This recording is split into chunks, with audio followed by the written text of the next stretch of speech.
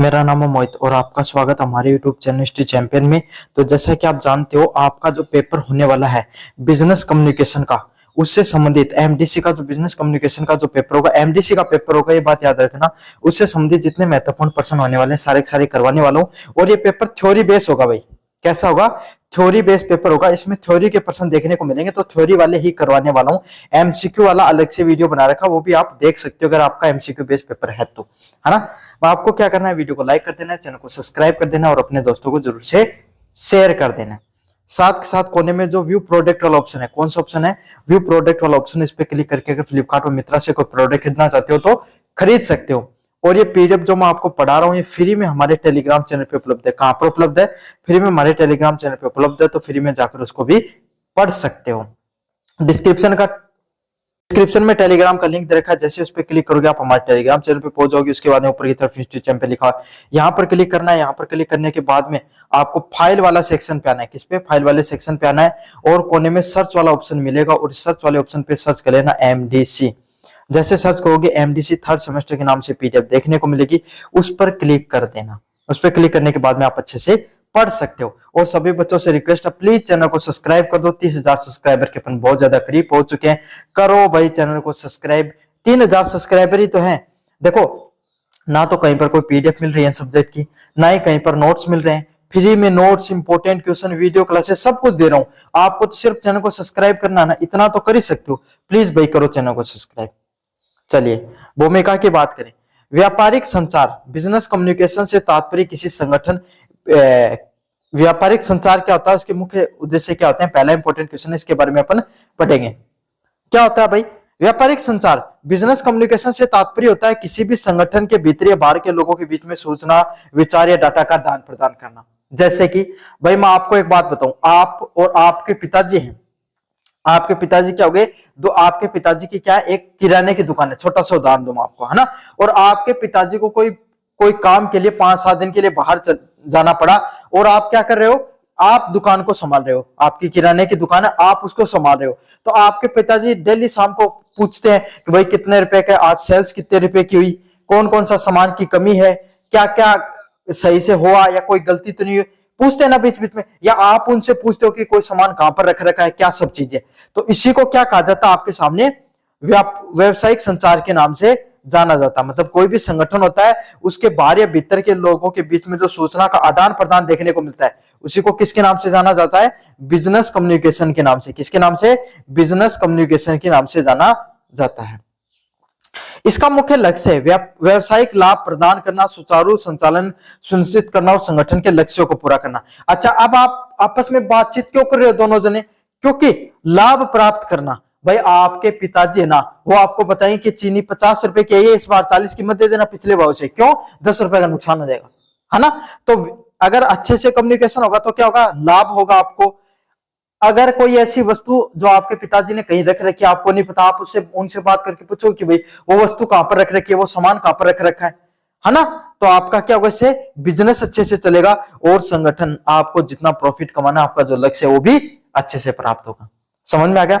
संचार लिखित, मौखिक या डिजिटल हो सकता है। आजकल संचार कैसे होता है? पहले के जमाने में कैसा होता था भाई? अगर आप खुदरा व्यापारी हो, थोक व्यापारी हो, अगर आपको क्या स्टॉक में सामान लेके आना है तो उसको लिख के दे दोगे कि भाई ये इतने इतने चीजें भेज देना मेरे पास, है ना। वो आपको भेज देता है। तो ये कौन सा संचार है? लिखित संचार। मौखिक कैसे? भाई आपने क्या किया, आपने कोई मौखिक रूप से किसी दुकान से सामान लेकर आए तो मौखिक रूप से। डिजिटल कैसा होगा? आपने अपने पिताजी से फोन पर बात की, या ऑनलाइन अगर तरीके से अगर आपने कोई चीज को ऑर्डर किया, ऑनलाइन तरीके से अगर आपका बिजनेस है तो डिजिटल संचार हो सकता है। तो कम्युनिकेशन कैसा हो सकता है? लिखित, मौखिक और डिजिटल। चलिए, व्यावसायिक संचार के मुख्य उद्देश्य क्या होते हैं? कौन सा संचार? जो व्यावसायिक संचार होता है उसके मुख्य उद्देश्य क्या होते हैं? पहला पॉइंट है सूचनाओं का आदान प्रदान करना, इंफॉर्मेशन शेयरिंग करना। प्रबंधन से कर्मचारियों तक नीतियों को पहुंचाना और कर्मचारियों से फीडबैक व रिपोर्ट उच्च स्तर तक पहुंचाना है। क्या है? अगर सबसे पहले होता है आपको इंफॉर्मेशन शेयरिंग।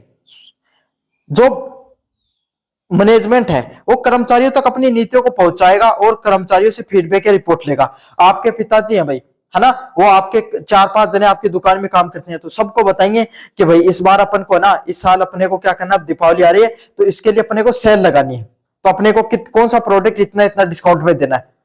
समझ में आ गया? तो क्या कर रहे हैं वो, प्रबंधन खुद है, प्रबंधन मतलब चलाने वाला दुकान का मालिक और कर्मचारी होते हैं, उन तक कोई सूचना पहुंचाना, फीडबैक देना, और फिर उनसे क्या फीडबैक लेंगे। फीडबैक क्या होता है, उनसे पूछेंगे कि भाई कौन सा सामान नहीं है, हम और क्या बढ़िया कर सकते हैं ताकि मार्केट में और अच्छा करें। तो इस प्रकार का क्या लेते हैं वो, फीडबैक भी लेते हैं। तो इस प्रकार से सूचनाओं का क्या होता है, आदान प्रदान होता है। अगला वाला है निर्देश और मार्गदर्शन, इंस्ट्रक्शन और गाइडेंस। प्रबंधकों द्वारा अधीनस्थ सबऑर्डिनेट और उनके कार्य की जिम्मेदारी के बारे में स्पष्ट करना। क्या होता है भाई, कौन से, ये इसका अर्थ ये होता है कि आपको कौन सा कर्मचारी है उससे क्या काम करवाना है, उसको फिक्स कर रखा आपने। समझ में आ गया? तो आप सभी जो जो लोग काम कर रहे हैं उन सबको क्या कर दिया, अपने अपने काम करने की जिम्मेदारी आपने दे रखी है। अगले वाला पॉइंट, प्रेरणा और मनोबल बढ़ाना, मोटिवेशन देना। सकारात्मक संचार के माध्यम से कर्मचारियों को उत्साह बढ़ाना और बेहतर प्रदर्शन के लिए प्रेरित करना। क्या करना, सकारात्मक पॉजिटिव कम्युनिकेशन करके। कैसा कम्युनिकेशन करके, पॉजिटिव कम्युनिकेशन के माध्यम से कर्मचारियों को उत्साह बनाना। सभी कर्मचारी, जितने भी कर्मचारी ना, सबको मोटिवेट रखो। क्या करो, जितने भी कर्मचारी हैं सबको मोटिवेट रखो, है ना। अब मोटिवेट कैसे रहोगे, वो नहीं कि आप संदीप महेश्वरी वाला मोटिवेशन दे रहे हो, वो नहीं नहीं। कैसा मोटिवेशन देना होता है, आप सब लोगों को बोनस, दीपावली पर क्या दोगे, बोनस दोगे, 1000-1500 रुपया ज्यादा दे दिया, कोई ड्रेस दे दी, कोई मिठाई की एक डब्बो दे दियो। यही मोटिवेशन होता है कर्मचारियों के लिए, 2 रुपए ज्यादा देते हैं, है ना। तो यही है, आप उन लोगों को मोटिवेट करो ताकि वो आपके लिए ज्यादा से ज्यादा भी काम करें। निर्णय लेने में सहायता, डिसीजन मेकिंग। सटीक और समय पर मिली जानकारी जैसे बिक्री रिपोर्ट का बाजार पर विश्लेषण प्रबंधन की सही रणनीति लेने पर मदद करती है। क्या हो गया, सटीक समय पर मिली जानकारी। अब सटीक समय पर मिली जानकारी के, अगर आपको जानकारी मिली कि इस बार दीपावली पर जो चाइनीज प्रोडक्ट कम बिक रहे हैं और इंडियन प्रोडक्ट ज्यादा बिक रहे हैं, है ना। दीपक होता है ना, दिए, उसको लोग ज्यादा जला रहे हैं आजकल। उन जो लाइटिंग वाली जो लाइट आती है उनको नहीं जला रहे हैं, तो आप दिए एक्स्ट्रा लेकर आओगे। क्या लेकर आओगे, एक्स्ट्रा क्या लेकर आओगे, दीपक ज्यादा दिए एक्स्ट्रा लेकर आओगे। तो यही है, अगर आपको सही टाइम पर जानकारी मिल जाती है कि मार्केट में क्या हो रहा है, तो आप क्या करोगे, सही निर्णय ले सकते हो। क्या कर सकते हो, सही निर्णय है वो आपके द्वारा लिया जा सकता है, उसमें आपको मदद मिलती है। चलिए, संबंध निर्माण, बिल्डिंग रिलेशनशिप। ग्राहक, आपूर्तिकर्ता और निवेशकों के बीच में मजबूत व भरोसेमंद बाहरी संबंध स्थापित करना। क्या करना आपको, आपके जितने ग्राहक हैं, क्या है, आपके जितने ग्राहक हैं, आपके जितने आपूर्तिकर्ता हैं। अब ग्राहक तो आपसे चीज खरीदने वाले, आपूर्तिकर्ता कौन, जो आपको माल ला कर देते हैं। समझ में आ गया, आपके कोई भी प्रोडक्ट की कमी होती है तो आपको जो आपूर्ति करने वाले व्यक्ति हैं। निवेशक हैं, निवेशक कौन भाई, अगर देखो छोटी दुकानों में तो कोई निवेशक नहीं होता, लेकिन कोई बड़े बिजनेसमैन होते हैं ना, उनको क्या होता है भाई, लोग इन्वेस्ट करते हैं उन पर पैसा। इतनी बड़ी कंपनी ऐसे थोड़ी खड़ी हो जाती है, उन पर कुछ लोग इन्वेस्ट करते हैं, उनको निवेशक के नाम से जाना जाता है। उनके साथ आपको मजबूत और भरोसेमंद बाहरी संबंध स्थापित करना। भाई उनके साथ आपका अच्छा व्यवहार होना चाहिए। ग्राहकों के साथ अगर आपका अच्छा व्यवहार नहीं होगा, आप पर कोई दुकान में सामान लेने आ रहा है और आप उसके साथ लड़ाई कर रहे हो, चलेगी क्या दुकान, नहीं चलेगी। आपूर्तिकर्ता जो आपको सामान लेकर दे रहा है, उसके साथ भी आपका अच्छा व्यवहार होना जरूरी है। जितना अच्छा व्यवहार होगा उतना ही ज्यादा आपका अच्छा बिजनेस चलता है। निष्कर्ष की बात करें, व्यवसायिक संचार किसी भी संगठन की जीवन रेखा है। क्या है, बिजनेस कम्युनिकेशन। क्या है, जो बिजनेस कम्युनिकेशन होता है वो कोई भी जो इंस्टीट्यूट होता है, कोई भी बिजनेस होता है, उसकी जीवन रेखा है। बातचीत नहीं होगी बिजनेस के बारे में तो कभी भी वो बिजनेस है कभी भी अच्छे से नहीं चल पाएगा। एक प्रभावी संचार प्रणाली, एक प्रभावी संचार प्रणाली के बिना एक अच्छे व्यवसायिक योजनाएं भी विफल हो जाती है। क्या हो जाती है, अगर अच्छा बिजनेस में कम्युनिकेशन नहीं होगा, क्या नहीं होगा, एक अच्छे बिजनेस में कम्युनिकेशन नहीं होगा तो आपके सामने वो बिजनेस कभी भी नहीं चल पाएगा, क्योंकि लोगों की प्रक्रियाओं को एक साथ जोड़कर रखता है। क्या करता है, सभी लोगों को आपके सामने क्या करता है, बिजनेस कम्युनिकेशन सभी लोगों को एक साथ जोड़कर रखता है। क्या करके रखता है, सभी लोगों को एक साथ जोड़कर रखने का काम करता है। समझ में आ गया आपको अच्छे से? चलिए भाई अगले वाले प्रश्न की तरफ बढ़ते हैं। प्रश्न है, मौखिक संचार व लिखित संचार में अंतर स्पष्ट कीजिए। आपको बताना है, जब आप कोई मौखिक बिजनेस कम्युनिकेशन करते हो या लिखित बिजनेस कम्युनिकेशन करते हो तो दोनों में क्या अंतर होता है, उसके बारे में आपको बताना है। व्यवसायिक वातावरण में विचारों के आदान प्रदान मुख्य रूप से 2 तरीकों से होता है। क्या होता है, बिजनेस इन्वायरमेंट में, अगर कोई भी बिजनेस है उसमें अगर आपके जो थॉट है, आपकी जो थिंकिंग है, वो उन कैसे आदान प्रदान होता है भाई, 2 तरीके से होता है। बिजनेस में 3 प्रकार से होता है वैसे, एक तो लिखित, मौखिक और डिजिटल। आजकल डिजिटल आ गया, पहले तो 2 ही होते थे, क्या तो बोलकर या लिखकर, है ना। आजकल तीसरा भी जुड़ गया, डिजिटल माध्यम से भी आप अपना बिजनेस को फैला सकते हो। लेकिन अपन यहाँ पर मौखिक और लिखित के बारे में पढ़ेंगे। दोनों का अपना महत्व, इनका प्रयोग किसके अनुसार, परिस्थितियों के अनुसार किया जा सकता है। मतलब मौखिक और लिखित संचार दोनों का अपना अपना महत्व है, जैसी परिस्थितियां होती हैं उसी के अनुसार अपना संचार करते हैं। चलिए, पहला अंतर है, मुख्य अंतर क्या, माध्यम और स्वरूप। मौखिक संचार क्या माध्यम, इसके द्वारा बोले गए शब्दों का प्रयोग होता है। अब आप मौखिक संचार कैसे किया जाता है भाई, आप शब्दों को बोल बोलकर संचार करते हो, जैसे आमने सामने बातचीत करना, फोन कॉल करना, मीटिंग और वीडियो कॉन्फ्रेंस करना। क्या करना, मौखिक संचार कैसे होता है भाई, आपके सामने मौखिक संचार होता है लोगों से आपके सामने आमने सामने रहकर जब आप बातचीत करते हो। वो फोन कॉल पे बात होती है, मीटिंग और वीडियो कॉन्फ्रेंसिंग में जो बातचीत होती है कैसे होती है, आप कोई भी इंसान से आमने सामने बात कर रहे हो, फोन कॉल पर बात कर रहे हो, मीटिंग में या वीडियो कॉन्फ्रेंसिंग के अंदर बात कर रहे हो, उसी को क्या कहा जाता है, मौखिक संचार के नाम से जाना जाता है। किसके नाम से, मौखिक संचार के नाम से जाना जाता है। चलिए, लिखित संचार कैसे होता है, इसमें लिखित शब्दों द्वारा और प्रतीकों का प्रयोग होता है। कैसे प्रयोग होता है, आपको लिखित शब्दों का प्रयोग होता है, रिटन वर्ड का। कैसे शब्दों का, लिखित शब्दों का, रिटन वर्ड्स का प्रयोग होता है, और प्रतीक, अलग अलग प्रकार के आपके सामने प्रतीकों का प्रयोग होता है, जैसे ईमेल, पत्र और रिमोट और मेमो। किसका प्रयोग होगा, जैसे आप कोई ईमेल लिख रहे हो, कोई पत्र लिख रहे हो, रिपोर्ट या मेमो। और सीधी बात है, कोई भी चीज लिख के दोगे ना, जने आपके सामने के होगा लिखित होगा, बोल के बोलोगा जना बोलिया लोग, समझ में आ गई। बोल के कह कर उसको हो, आमने सामने कोई इंसान से बात कर उसको हो, वीडियो कॉल पे, डिजिटल वीडियो कॉन्फ्रेंसिंग पे, पर ये डिजिटल कम्युनिकेशन का भी सजाई और आपके सामने मौखिक को भी आ जाए। लिख के क्या करो, कोई भी चीज लिख के बता रहे हो, कोई ईमेल पे लिखोगा, कोई पत्र लिखोगा, कोई रिपोर्ट दोगा, जना लिखना आ जाओ। समझ में आ गया आपको अच्छे से। चलिए, रिपोर्ट, गति और फीडबैक। मौखिक संचार ये बहुत तेज होता है, इसमें तुरंत प्रक्रिया होती है। कोई इंसान को आपने कहा कि 4 किलो चीनी तोल के दे, वो तुरंत आपको 4 किलो चीनी दे देगा। समझ में आ गया। आपने कहा एक काम कर, 10 कट्टे मेरे को आप क्या दे, गुड़ के दे, तो वो 10 कट्टे गुड़ के दे देगा। आपने उसको कहा कि 2 कट्टे मुझे चाय पत्ती के पैकेट के चाहिए, तो वो दे देगा, आपको देगा ना। तो जो मौखिक संचार होता है ना, वो बहुत तेज होता है। आपने किसी इंसान से कहा, वो तुरंत आपको क्या देगा, रिएक्ट करके देगा। क्या करके देगा, आपने कहा और वो तुरंत उस पर रिएक्ट करके देगा, तुरंत उस पर प्रतिक्रिया करता है, तुरंत फीडबैक करता है, इंस्टेंट फीडबैक होता है उसमें। समझ में आ गया आपको अच्छे से। लिखित संचार यह समय लेने वाला होता है, इसमें प्रतिक्रिया मिलने में देरी हो सकती है। लिखित संचार यह बहुत समय लेने वाला होता है, इसमें प्रतिक्रिया मिलने में देरी हो सकती है, फीडबैक मिलने में डिले हो सकता है। समझ में आ गया, क्यों, क्योंकि आपने ईमेल भेजा, चला तो तुरंत गया, लेकिन देखने वाले में 3 दिन लगा दिए, तो क्या कर सकते हो आप। पत्र भेजा, तो पत्र भेजने में तो वैसे लग सकता है। रिपोर्ट भेज तो दी, लेकिन अगला देखने में वक्त लगा सकता है। तो मौखिक संचार जल्दी होता है, लिखित संचार अपना धीरे धीरे होता है।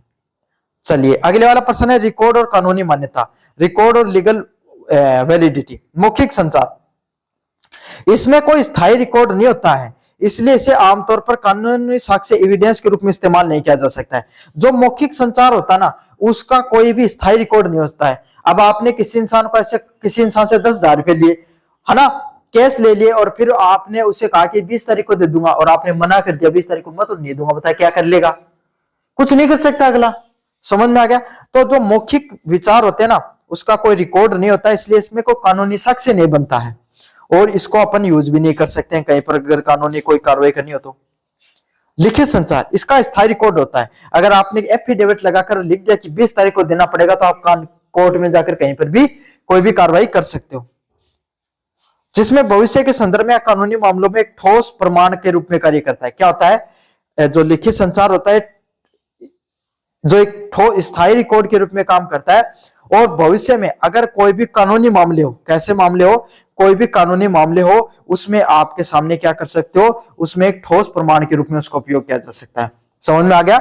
सॉलिड एविडेंस के रूप में आप उसको उपयोग कर सकते हो। लागत और उपयोगिता, कॉस्ट और एपेबिलिटी। मौखिक संचार क्या होता है, सस्ता होता है भाई बोलने के लिए पैसा थोड़ी चाहिए, वीडियो कॉल करने के लिए, फोन कॉल करने के लिए कितना पैसा चाहिए, बहुत कम पैसे चाहिए। आपके सामने 350 को रिचार्ज कराए, वो तो मैं भी करवाऊंगा थी, है ना। तो मौखिक संचार बहुत सस्ता होता है और अनौपचारिक होता है। कैसे होता है? दो लोगों के बीच में अनौपचारिक बातचीत होती है और तत्काल मामलों को सुलझाने में सबसे अच्छा होता है। मतलब कोई भी मामला होगा उसको तुरंत सुलझाना है तो आप क्या करो? मौखिक संचार करो। कौन सा संचार करो भाई? मौखिक संचार करो। समझ में आ गया कैसा संचार करना है? मौखिक संचार करना है। चलिए, लिखित संचार कैसा होता है? इसमें समय व संसाधनों की लागत लगती है। लिखित जो रिटर्न कम्युनिकेशन होता है इसमें क्या होता है? समय भी लगता है और संसाधन भी लगते हैं। भाई पत्र लिखोगा, रिपोर्ट बना के भेजोगा, है ना, यही क्यों थार पास हलो रामलाल से थोकू सामान लियो हो, है ना।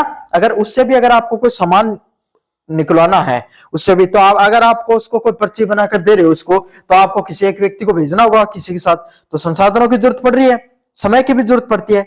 समझ में आ गया? तो लिखित संचार वही होता है जिसमें समय और संसाधनों की लागत लगती है। यह औपचारिक और जटिल सूचनाओं को साझा करने के लिए उपयुक्त है। ये क्या होता है? औपचारिक सूचना भी देता है और जो जटिल सूचनाएं होती हैं, कठिन सूचनाओं को देने पर भी आपके सामने क्या होता है? मददगारी सिद्ध होता है। निष्कर्ष की बात करें, एक सफल व्यवसाय में मौखिक और लिखित संचार दोनों ही एक दूसरे के कॉम्प्लीमेंट्री होते हैं। क्या होता है? अगर एक सफल व्यापार व्यवसाय होता है, एक अगर सक्सेसफुल बिजनेस होता है, उसमें चाहे मौखिक हो गया चाहे लिखित संचार हो गया, दोनों ही होने जरूरी होते हैं। क्या क्या होता है? चाहे मौखिक हो और चाहे लिखित हो, दोनों ही संचार आपके सामने होने जरूरी होते हैं। जहां त्वरित चर्चा के लिए मौखिक संचार जरूरी होता है। भाई अगर आप तुरंत कम्युनिकेशन करना चाहते हो, तुरंत अगर कोई व्यक्ति से बातचीत करके कोई मसला सुलझाना चाहते हो, कोई भी व्यापार करना चाहते हो, तो आपको कैसा करना चाहिए? आपको तुरंत कोई काम करना है तो मौखिक संचार करो। कैसा करो? मौखिक संचार करो। समझ में आ गया? वही महत्वपूर्ण निर्णयों के दस्तावेजीकरण के लिए लिखित संचार अनिवार्य होता है। और वहीं अगर आप इंपोर्टेंट कोई भी काम करने के लिए अगर करना चाहते हो तो जो लिखित कम्युनिकेशन, रिटर्न कम्युनिकेशन जरूरी होता है। कौन सा कम्युनिकेशन? रिटर्न कम्युनिकेशन आपका जरूरी होता है। समझ में आ गया आपको? तो अगर आप तुरंत कोई काम करना चाहते हो तो लिखित वाला करो, वो बोलने वाला करो। और अगर आपको कानूनी रूप से करना है और अगर कोई इंपॉर्टेंट निर्णय लेने तो आपको कैसा करना चाहिए? लिखित करना चाहिए, ताकि उस पर कानूनी रिकॉर्ड भी बना रहे और दस्तावेजीकरण भी उसका होता रहे। चलिए अगले वाले प्रश्न की तरफ बढ़े। संचार में अर्थगत बाधाएं, सिस्टमेटिक बैरियर क्या होते हैं और उन्हें कैसे दूर किया जा सकता है?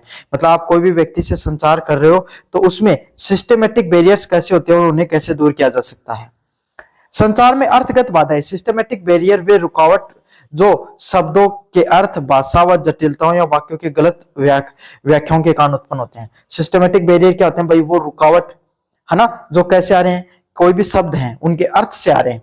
किससे आ रहे हैं? कोई भी शब्दों के अर्थ से आ रहे हैं।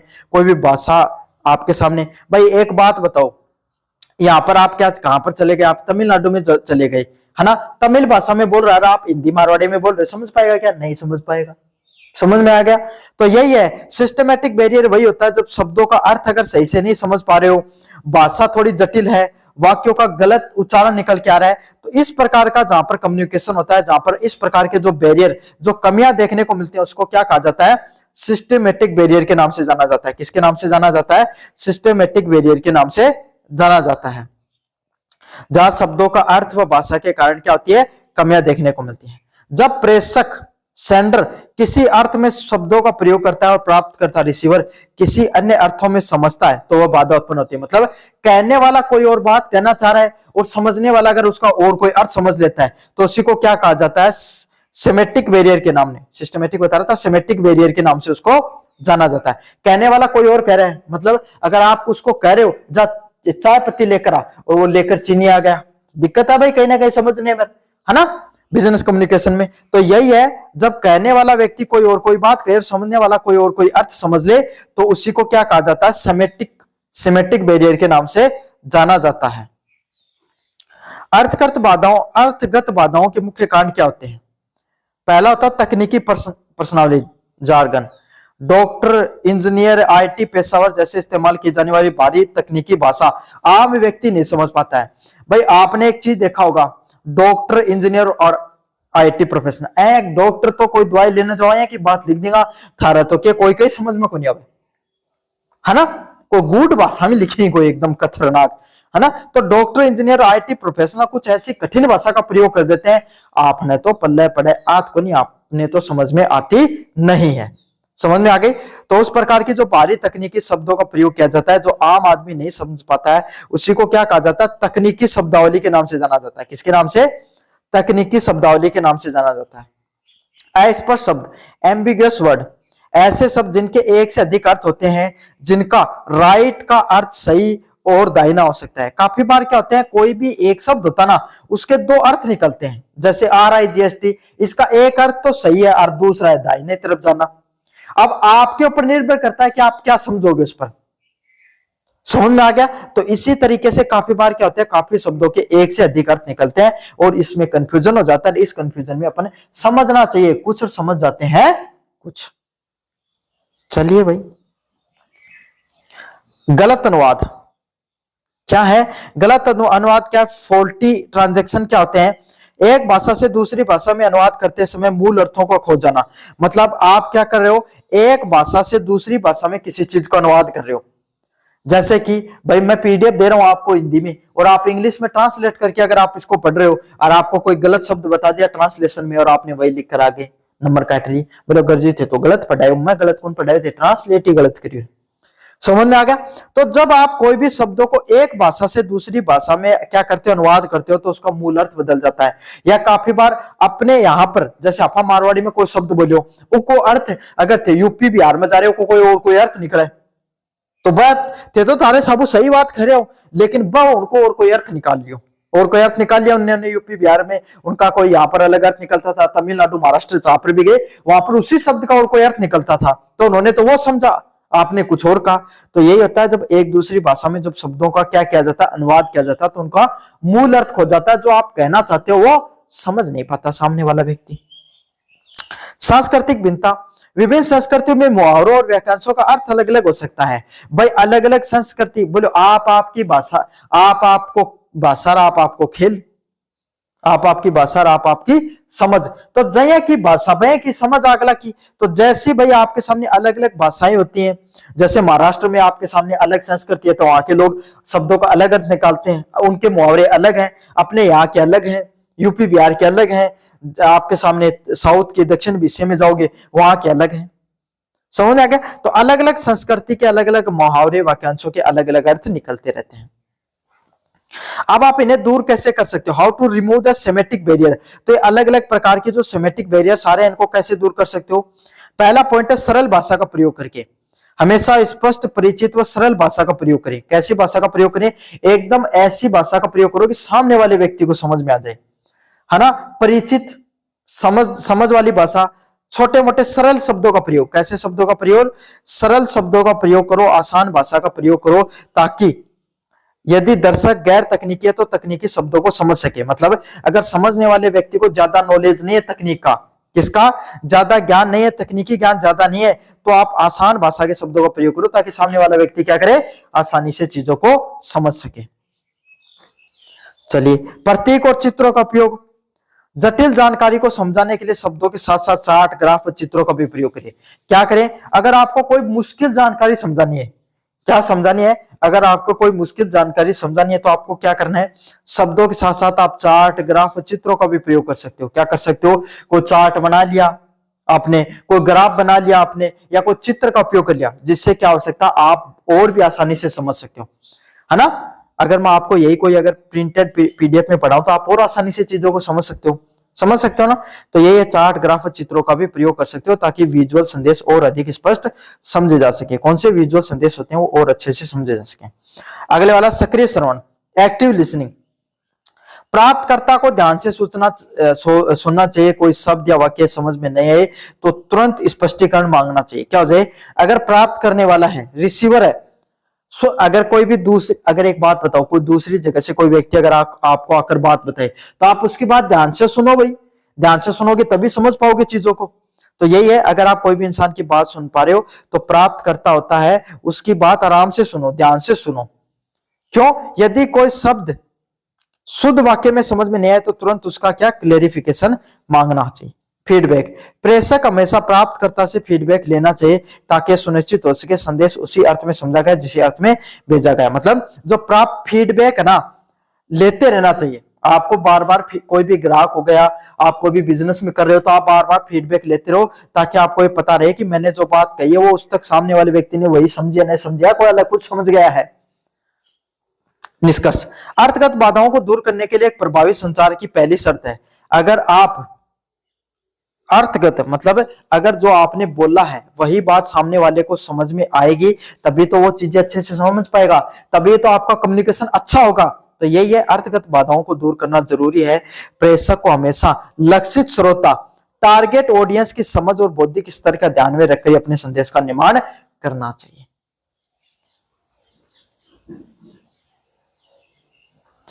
चलिए भाई बच्चों, अगले वाले प्रश्न की तरफ बढ़ते हैं अपन। बिजनेस रिपोर्ट क्या है और इसकी मुख्य विशेषताओं का वर्णन कीजिए। किसका? बिजनेस रिपोर्ट का।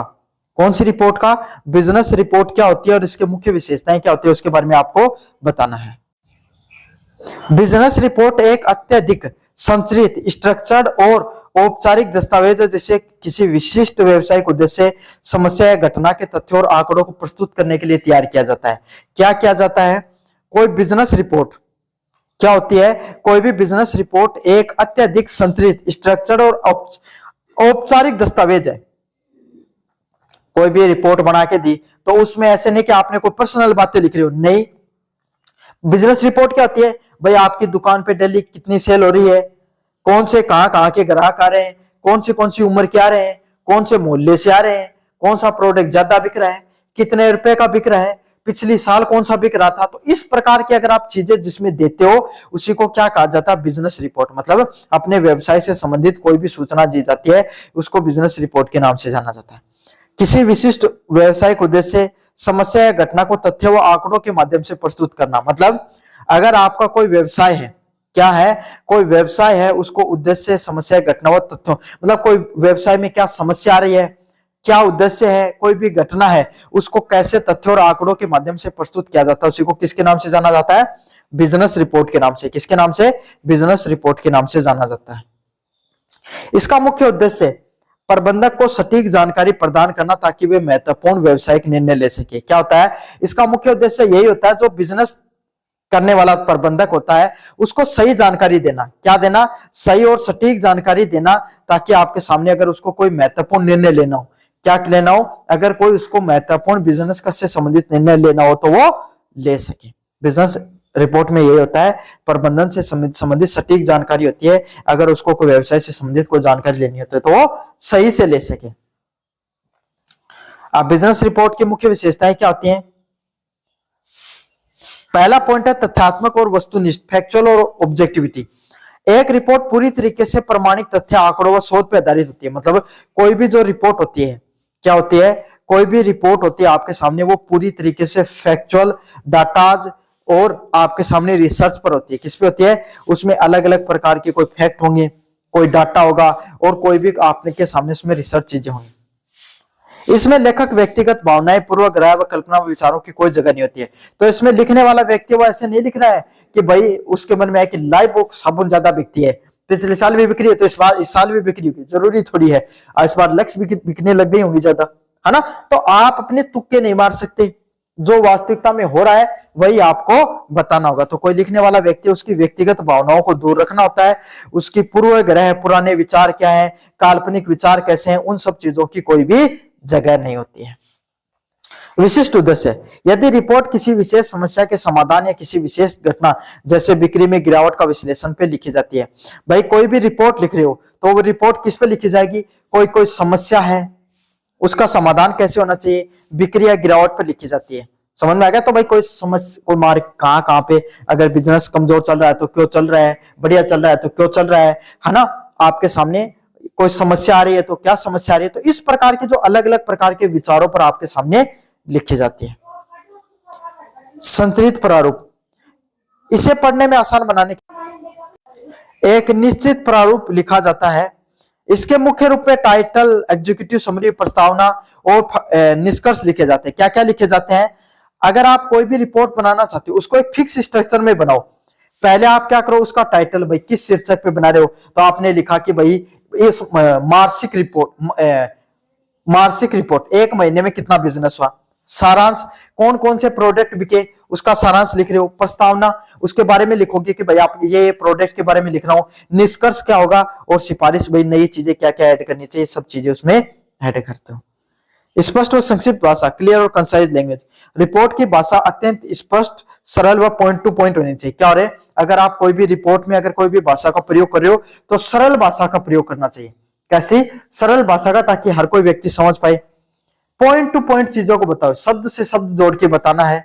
और ऐसे लिखा जाता है कि पाठक कम समय में महत्वपूर्ण जानकारी को स्कैन कर सके। क्या हो सके, पाठक का वो कम आपके समय में जो जानकारी उसको चाहिए उसको स्कैन कर सके।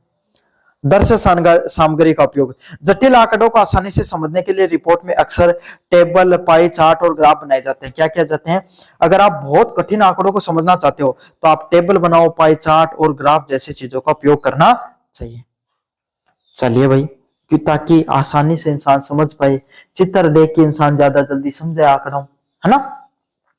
चलिए, कार्रवाई उन्मुख, एक अच्छी रिपोर्ट में केवल समस्या नहीं बताती है, अंत में उसमें ठोस सुझाव सिफारिशें भी होती हैं। भाई एक अच्छी रिपोर्ट की यही बात होती है कि वो आपको ये नहीं बताएगी इसमें कमियां क्या क्या है, बल्कि ये भी बताएगी आपको क्या क्या करना चाहिए आगे। चलिए, बिजनेस रिपोर्ट आधुनिक प्रबंधन और का अत्यधिक प्रभावशाली शक्तिशाली उपकरण है। क्या है, अगर ये आधुनिक जो बिजनेस रिपोर्ट होती है, ये बिजनेस को प्रबंधन करने के लिए एक बहुत शक्तिशाली उपकरण है। जटिल व्यवसायिक समस्याओं को समझाने के लिए भविष्य की रणनीति तैयार करने का एक सशक्त माध्यम भी प्रदान करती है। तो ये थे आपके सामने पहली मास्टर क्लास किससे संबंधित, बिजनेस कम्युनिकेशन से संबंधित। उम्मीद है आपके सामने एक और भी मैं क्लास लेकर आऊंगा आपके लिए इससे संबंधित। कैसा लगा वीडियो, जोर से बताना, चैनल को जोर से सब्सक्राइब कर देना। धन्यवाद।